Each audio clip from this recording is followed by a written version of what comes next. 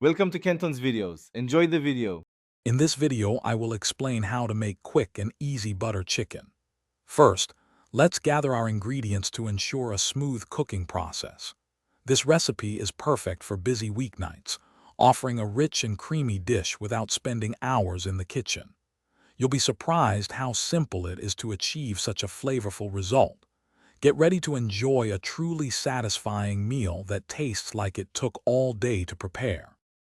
To begin, marinate about 1.5 pounds of boneless chicken pieces in a mixture of plain yogurt, turmeric, and chili powder for at least 15 minutes. While that's marinating, finely chop 1 large onion, 2 cloves of garlic, and about 1 inch of fresh ginger. These aromatics form the base of our sauce, providing depth and warmth. Having everything prepped makes the cooking process incredibly fast and enjoyable. Now, in a large pan, melt 2 tablespoons of butter and sauté your chopped onions until they are translucent. Add the garlic and ginger, cooking for another minute until fragrant. Next, introduce the marinated chicken to the pan, browning it lightly on all sides. Pour in the crushed tomatoes, a 1/4 cup of water, and a blend of garam masala, cumin, and coriander.